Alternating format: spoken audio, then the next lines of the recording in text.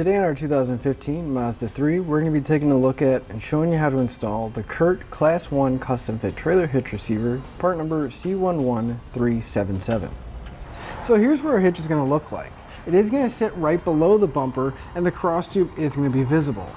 Now it's a Class I hitch, so it's going to give us that 1.25" by 1.25" receiver tube opening, which is going to be great for bike racks and some cargo carriers.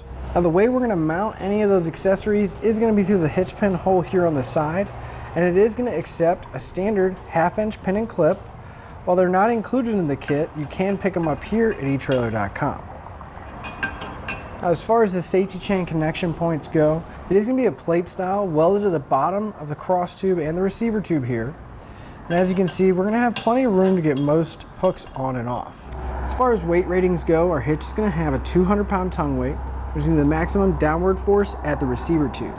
It's also going to have a 2,000-pound gross trailer weight rating, which is the amount it can pull, including the trailer and everything we have loaded on it. Now, if you do plan on doing some light-duty towing, there is some drawbars that are specifically made for our hitch, and you can find them here available at etrailer.com. And also, with those numbers in mind, you always want to double-check your Mazda's owner's manual and never exceed the manufacturer's recommended towing weight. Now, CURT does recommend using a safety strap when carrying any non-trailer loads, such as a bike rack or a cargo carrier. I'd like to give a few measurements, and that's going to help you whenever you're looking at accessories for your new hitch.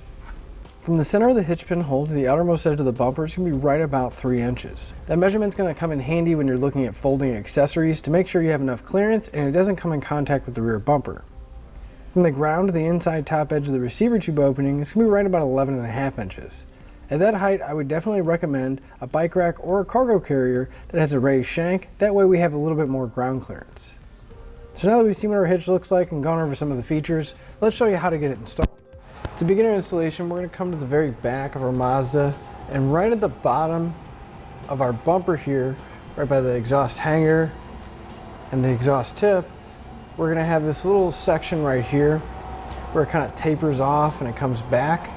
We're going to have to trim this out just a little bit, and the easiest way to do that is if we just come right to where it tapers down. We're just going to make a straight line going towards that first hole and then straight down. So we're just going to cut this small section out right here.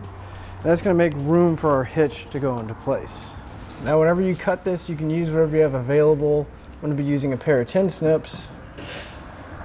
And again, we're just going to cut pretty straight line going up to that flat section, and then we'll just cut straight across. We can come back and clean off that marker with some rubbing alcohol. And we're going to cut out that same section on the other side as well. Now this side isn't going to have a reference point because it's not going to have the same holes on the bottom, but we're going to want to make that cut about 1.5 inches wide, and again just make it even with this section before it drops down. So if we move underneath, right behind where we cut, we're going to find the bottom of our frame. Now we're going to have a large hole towards the very back. If we move forward, we'll have 2 more smaller holes that are going towards the exhaust hanger right here. Now our 2 mounting locations are going to be the one in the middle and the very large hole towards the back. So we'll start by taking our pull wire, and I put a slight bend on the end that has the coiled end on it. I'm going to put it into that middle hole and start feeding it back towards the large hole, and you may have to reach in, kind of help guide it out a little bit. But once we have the coiled end of our wire out, we're going to take a square hole spacer block, slide it over the coiled end. I'm going to go ahead and push it into the frame. And we take one of our carriage bolts and we're going to thread it onto the end of the coiled wire. You're going to want to push both pieces of hardware into the frame. We'll pull on the tail until the bolt drops through that spacer block. For the rear mounting location, it's going to be a little bit different. We're still going to take our pull wire, we're going to slide our square hole spacer block over the end. Then we'll take our carriage bolt and thread it in place. Except this time we're going to feed in our bolt first,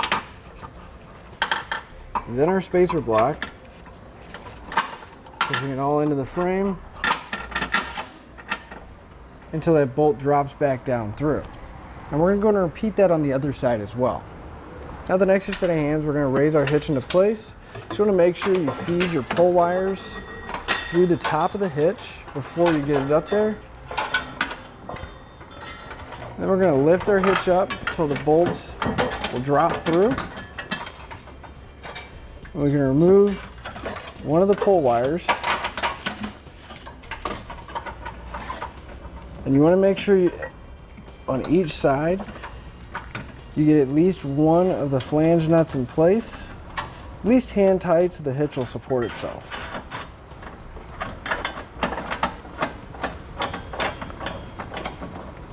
And with our hitch supported, we'll remove the remaining pull wires and put the rest of the flange nuts in place.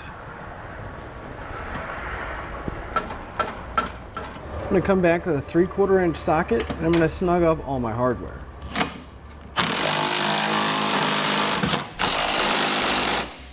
Finally, we're going to come back with that same 3/4 inch socket and we're going to torque all of our hardware down to the specified amount in the instructions.